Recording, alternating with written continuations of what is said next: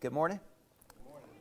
I want to invite you in your Old Testament to 2 Samuel 23, if you'll open there, please. 2 Samuel chapter 23.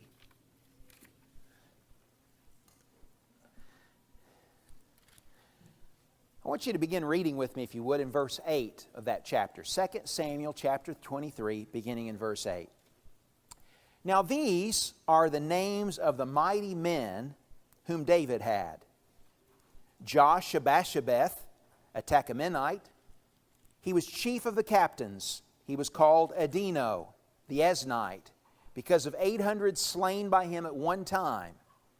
And after him was Eleazar, the son of Dodo, the Ahohite, one of the three mighty men with David when they defied the Philistines who were gathered there to battle, and the men of Israel had withdrawn. He, that is Eleazar, arose and struck the Philistines until his hand was weary and clung to the sword. And the Lord brought about a great victory that day. And the people returned after him only to strip the slain. Now after him was Shema, the son of Agi, a Hararite. And the Philistines were gathered into a troop where there was a plot of ground full of lentils, and the people fled from the Philistines. But he, that is Shema, took his stand in the midst of the plot. He defended it, and he struck the Philistines, and the Lord brought about a great victory. Then 3 of the 30 chief men went down and came to David in the harvest time to the cave of Adullam, while the troop of the Philistines was camping in the valley of Rephaim. And David was then in the stronghold, while the garrison of the Philistines was then in Bethlehem.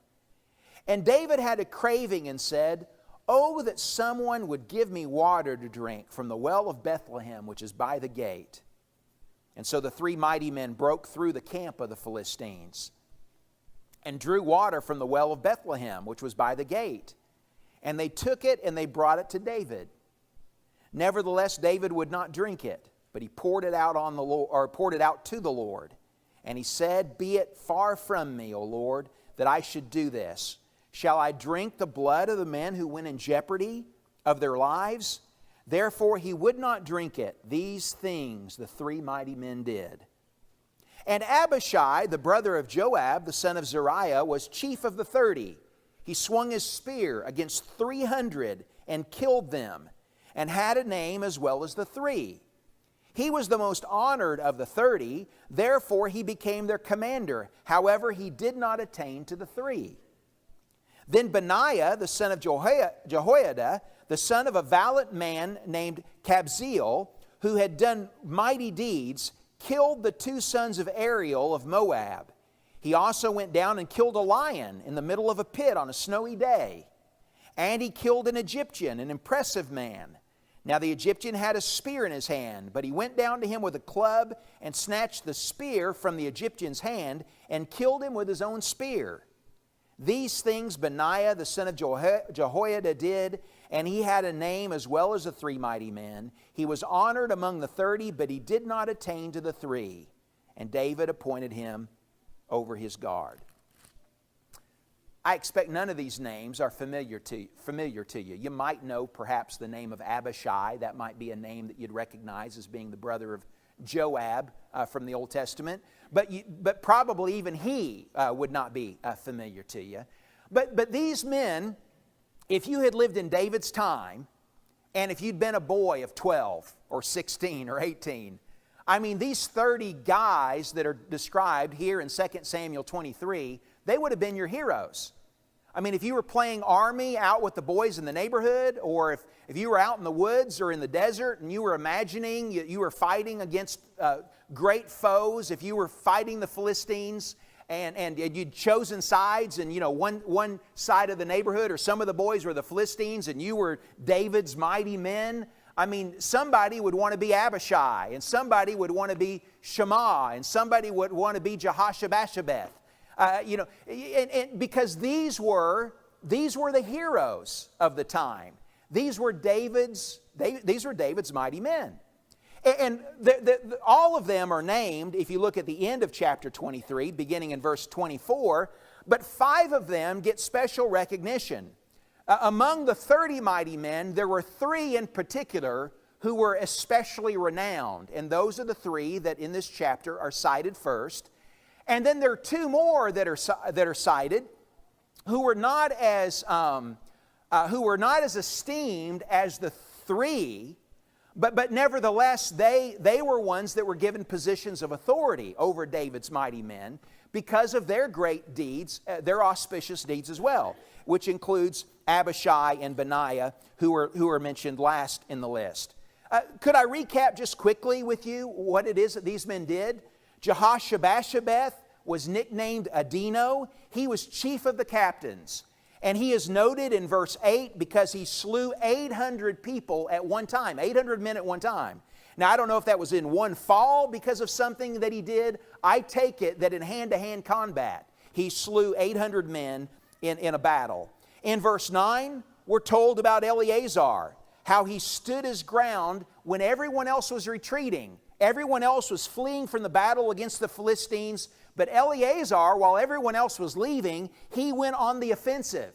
And he struck the Philistines, we're told, until his hand was weary and clung to the sword. I take it that he was so aggressive and so avid in his fighting that his hand cramped around his sword so that it had to be pried from his grip because he was so busy in the battle. Or it might be that his hand was so wore out that all he could do was hang on to the sword when it was all done. His comrades only came back to the battle when the battle was done so that they could strip the slain. He fought all by himself. Shammah that we read about in verse 11, when the Philistines had when the Israelites had surrendered to the Philistines a field of lentils, that's a field of peas. They had given up this territory to the Philistines. And while everyone else had given up, he stood his ground and he defended the plot even though his comrades forsook him. These three men, Jehoshaphat or Adino, Eleazar, and Shammah, these are the three mighty men. And one of their great escapades that we read about in verses 13 and following talk about when David was hiding in a cave, the cave of Adullam, that he wept over the fact that the Philistines were occupying the city of Bethlehem. And he said to his men, just in a passing sign of his despair, "Oh, that I could drink from the well that's by the city gate in Bethlehem." And these three mighty men, Adino and Eleazar and Shammah, they snuck out and they broke through the camp of the Philistines and they went to the well and they got a cup of water for David and came back to the cave so that he could drink of it. And David was so moved by their sacrifice, he couldn't drink of the cup, but he poured it out as a sacrifice to God in order to honor the kind of care and the kind of courage that had been demonstrated by these three mighty men. They are the most esteemed of the 30, these three. But he goes on to speak also of Abishai in verse 18. Abishai killed 300 men with his spear, and he was made commander of the 30 chief men. And while his exploits were not as great as the three, he apparently was someone who commanded respect and was able to give orders and was a man that men would follow, so that David made Abishai the commander of the 30 chief men. Benaiah, we read about in verse 20, was the one who slew two men that must have been the heroes of Moab that are described there. He also, we're told, fought a lion in a pit on a snowy day and gained esteem because of that, and killed an Egyptian in a famous battle where he went and he only had a club, and he took the guy's spear from him and slew the Egyptian with the man's own spear. And so he was made the captain of the guard. Well, what do these guys have to do with us? I mean, they were famous in David's time. They are remembered in Scripture because of their heroic exploits in service of God. So what do these men have to teach us? What can we learn from David's mighty men? Well, I want to suggest to you that there's plenty that we can learn from them as we serve God's purposes in our time. One of the great things that I love about David's mighty men is this: they understood who the enemy was. They understood who the enemy was. They didn't lose their focus. And it was hard. it was hard in David's time, in the period that we're reading about here, it was hard to remember who the enemy was because the nation was somewhat divided. These 30 mighty men rallied around David not when David was king. They had started to gather around David before David was king, while Saul was still the king of Israel. But when God had rejected Saul and had chosen a man after his own heart, David, and had anointed him. And you know what the official policy was of Israel at the time that David and his mighty men were fighting against the Philistines? Were defending a field of peas and were slaying 800 and 350 and doing all of these things that are described here. You know what Saul was doing? He was not chasing the Philistines. He was chasing David. He was chasing David. While David was fighting the enemy, Saul was fighting David. That's the reason why David's hiding out in the cave of Adullam, is because he's been rejected by Saul. And Saul has made him public enemy number one. And so he's chasing after him. And one of the reasons why the men kept their focus on who the enemy was is because of David's own example. Look at 1 Samuel chapter 26.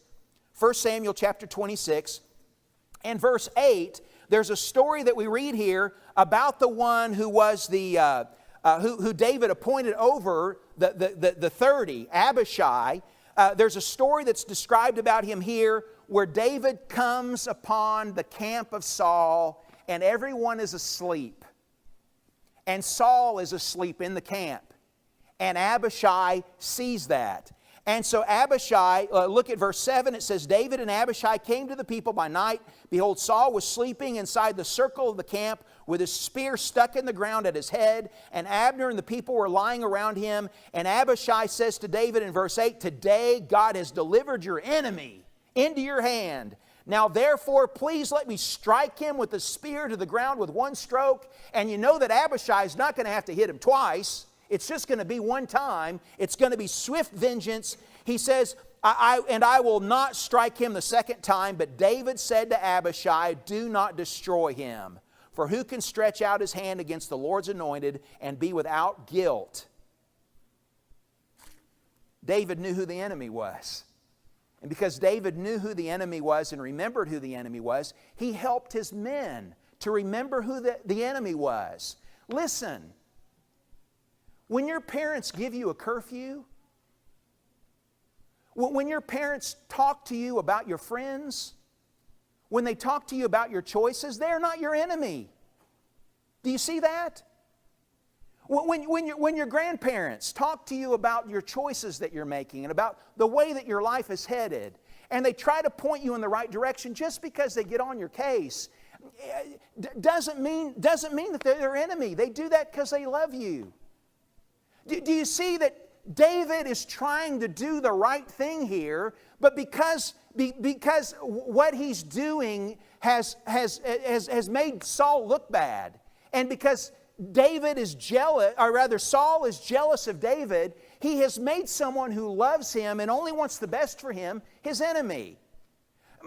When you come and when you try to talk to me about something that I need to change in my life, I shouldn't make you my enemy. You're my friend when you do that. You're my brother. You're my sister in that. And when we correct each other, or when we shepherd each other, or when we try to turn one another from a bad way to a good way, let's not villainize one another in that. When we differ with each other about judgments or about applications or about where our focus needs to be, and when we talk about those things, let's not be divided over that. Let's remember who the enemy is. Even when your brother or your sister does a Saul, and they make you their enemy, you don't make them your enemy. Do you see that? We have been anointed by Jesus. We are a part of His family, and we don't turn on each other. We don't hurt each other. We are an army. We are the Lord's army. We are His soldiers. And so we fight together, husbands and wives and parents and children and grandparents and grandchildren and brothers and sisters. We fight together against the enemy, and the enemy is Satan. And He would have us to be divided. He would have us to nitpick at each other. My little sister and I, when we were kids and we'd sit in the back seat, you'd draw this imaginary line, between each other. And if I had the right to wallop her, if she came across the line. I did not have that right.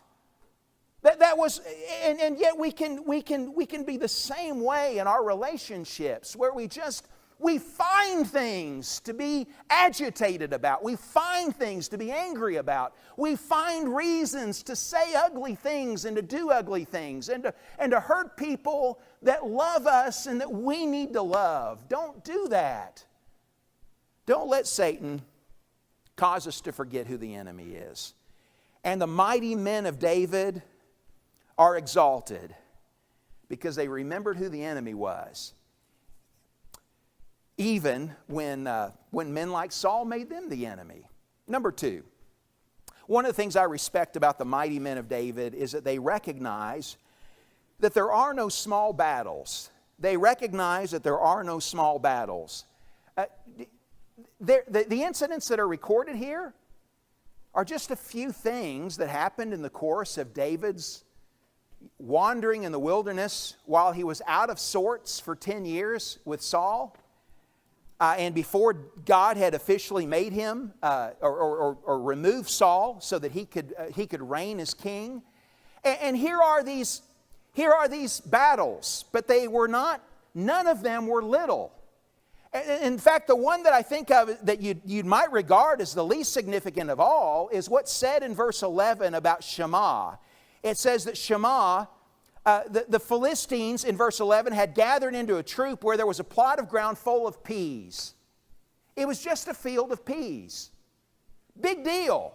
So let the Philistines take the field of peas. Everyone else is retreating. Shammah, go back and retreat with them. Go find a place to hide out. Go find a place that's safe. But Shammah doesn't do that. He doesn't give up even a field of peas. He won't give the Philistines any ground at all. And though everyone forsakes him, though everyone is leaving, he stands his ground and he fights.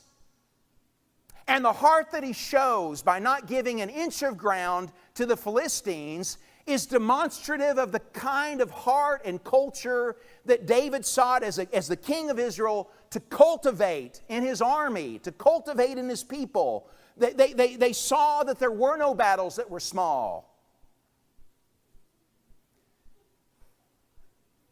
There are no small battles for us. When you use the Lord's name in a way that's flippant, when you don't express to Him gratitude for His goodness in your life, that's not a small battle to lose when you're ungrateful, is it? Paul in the book of Romans talks about how our ingratitude is the beginning of a decline away from God. It starts with men being ungrateful. Giving thanks is an important habit. Listen, you cannot entertain in your heart and before your eyes a little bit of pornography. That's not a small battle. That is a big battle.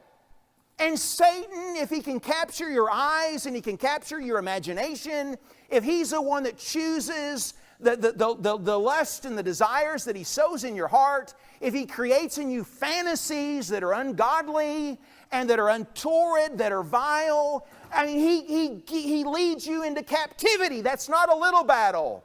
That is a Philistine battle. And we can't give him any ground there.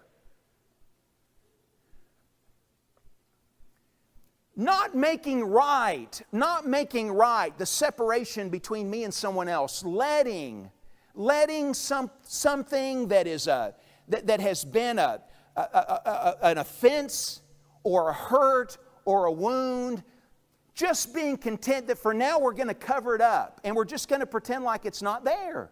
And so we're just going to walk out different doors, or we're just not going to, we're going to make sure we miss one another when we're coming or when we're going, or at the office, we're going to talk about it with other cohorts, but we're not going to go and recruit alliances to our side, but we're not going to go deal with the problem. Listen, that is not a small battle.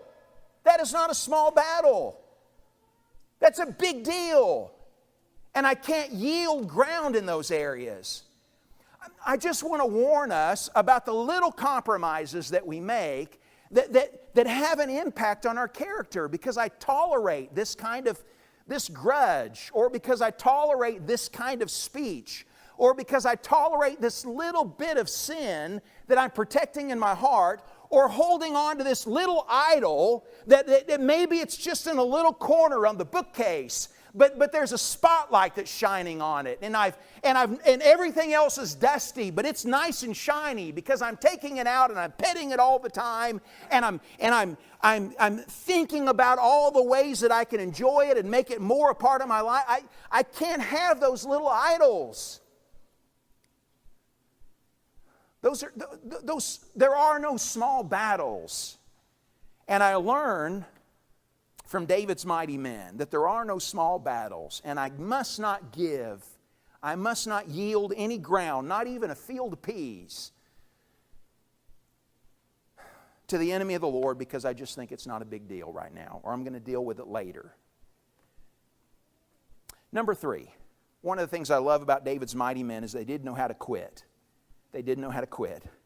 I respect that the most about Eleazar not quitting. Look at what it says about him again. It says in verse 10 that Eleazar arose and he struck the Philistines until his hand was weary and clung to the sword.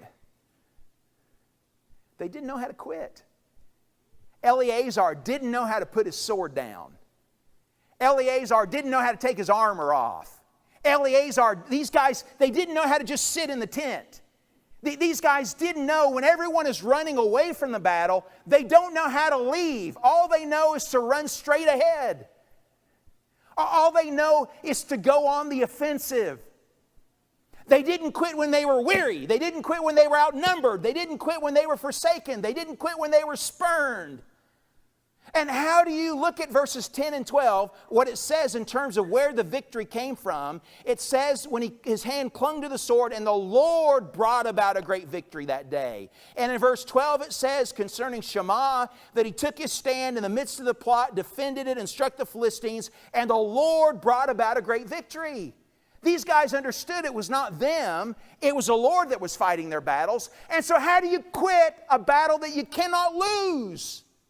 How do you do that? Don't lay down your armor. Don't put down your sword. I know you might be tired, and I know you might be weary, and I know that you might be sick, and I know that you might get discouraged sometimes, and I know you might get frustrated, but don't quit. Don't quit. That's the only way the enemy can win, is when we don't believe that the Lord, who is mighty and who's victorious and who is our King and who is the warrior who goes before us, when we stop trusting that His hand is in the battle and He will give us the victory. Don't quit. The mighty men of David, they didn't know how to quit. And we need to be people that forget how to quit. I mean, when the Lord saves us, that ought to be the end of the quitting, right? We quit our sin and we commit to Him and we just move forward with the Lord of Lords and the Kings of Kings. One of the things I admire about the mighty men of David is that they shared a common struggle. They shared a common struggle. You know, you get 30 mighty men together. And when you go to the end of the chapter, there's actually 37. And I think the point of that is that there were always 30, but some died along the way. Even Uriah was noted for being one of the 30 mighty men that's mentioned in this chapter. And so as men passed, then someone took their place. But there were always 30 mighty men that were around David. And then these 3 men in particular who were auspicious in their service. The thing I admire, though, about these 30 mighty men is you'd expect that there might be some ego among warriors, where some jealousy. about who is the biggest and who's the baddest and who's the toughest, and who had slain the greatest number. Adino is who is the top of the list here in terms of 800 at one time. But the thing I admire about the mighty men of David is that there was room in the army of Israel for 30 great men. David, having esteem for these 30 mighty men, didn't divide his army. The people supported David. When David's anointed the king, they say, David, these are the words of the people. When David is anointed, we are your bone and we are your flesh. They were one body with David as the king that God had chosen. And so there was room in Israel for 30 mighty men. But among the 30, there was room for 3 even mightier men. And among the 3, there was room for one another. There is no jealousy or competition between Shammah and Adino and Eleazar and Abishai and Benaiah. And even the 3 who were the greatest of all could come under the leadership of Benaiah. Benaiah was not as great as them, but Benaiah was over them, and they were okay with that.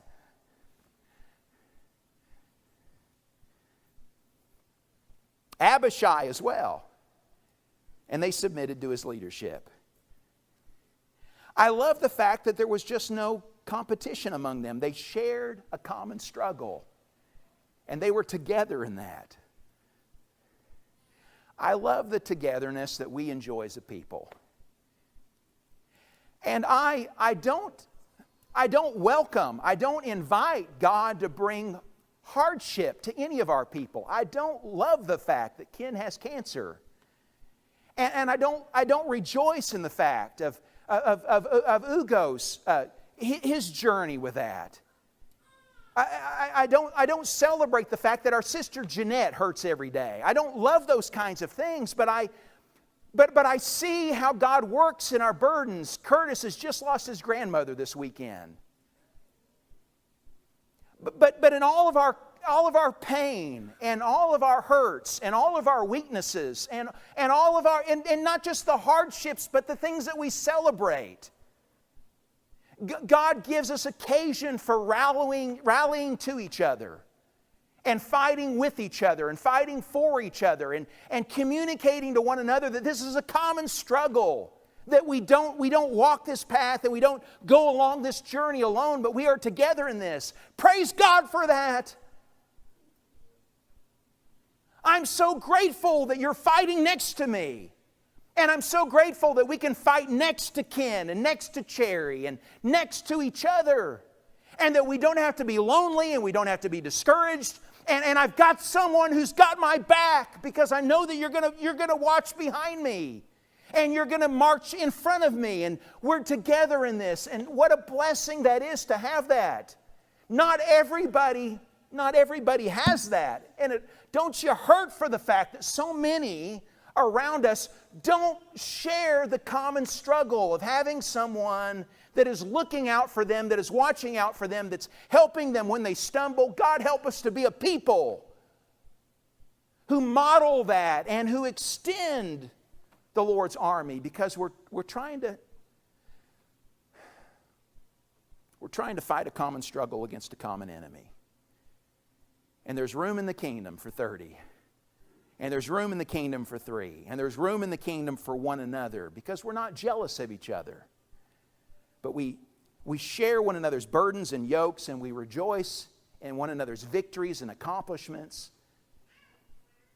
And the fact that God has given us to fight these battles together. Last point that I want to suggest about these 3 mighty men that I admire about them is how they preferred one another above their own comfort. How they preferred one another above their own comfort. Out of all the stories here, that my favorite one is the one that's not bloody. It's the story about when David is in the cave of Adullam, and when David just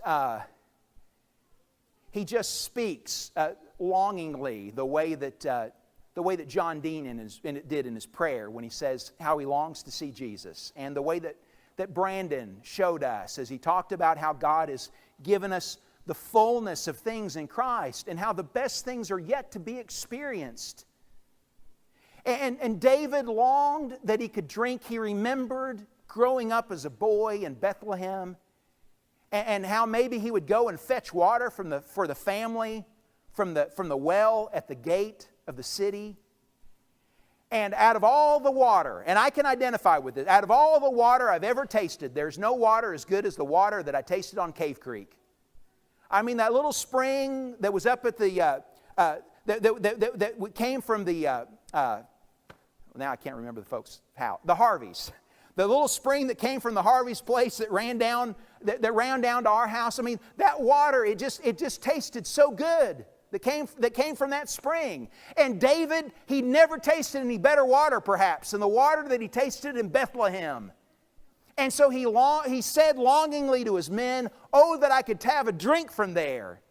And the three mighty men, Shammah and Adino and Eleazar, I don't know who brought it up, but one of them does and said, "We need to go get David a drink." And so they sneak out in the night and they break through the camp and they get all for just a cup of water. All for just a cup of water to bring it to David. And David is so moved by their preference of him that he can't drink it because these men risk their lives out of respect for him.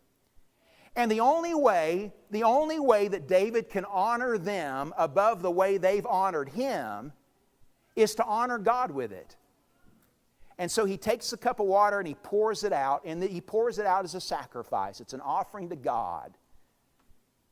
And he does it to elevate the men who elevated him above their preferences. And so David gives this as an offering or as a gift to God. In Romans chapter 12 and verse 10, Paul says, "Be devoted to one another in brotherly love. Give preference to one another in honor."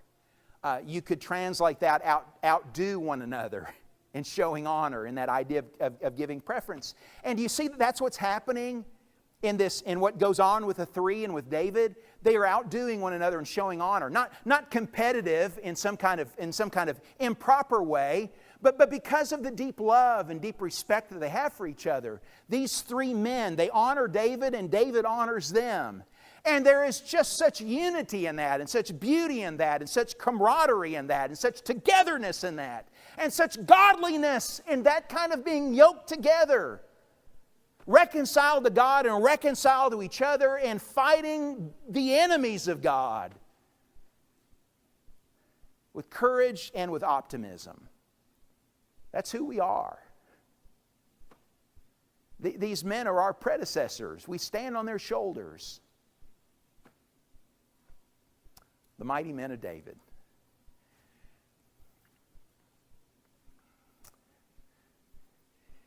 God has equipped us in Christ Jesus for victory. And Satan wants you to give up. He wants you to quit. He wants you to be overwhelmed with your sin.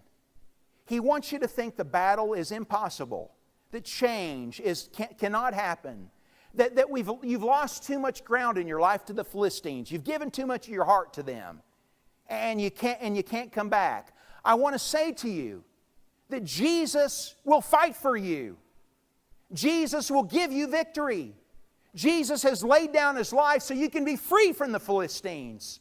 So you can have back your little field, even if it's a field of peas. That you can cultivate it for God. God wants your heart. He wants your life. He wants to reign with you. He wants to lead you, and He wants to be victorious in you. Won't you come and make Jesus the captain of your life? Won't you come and make Him your Lord? Won't you stop sitting on the side and just watching the battle go on? And won't you come to the fray with us? Won't you come fight the devil with us? Won't you come following Jesus, who's the captain of our salvation, and be free of the bondage of sin? Won't you come as together we stand and as we sing?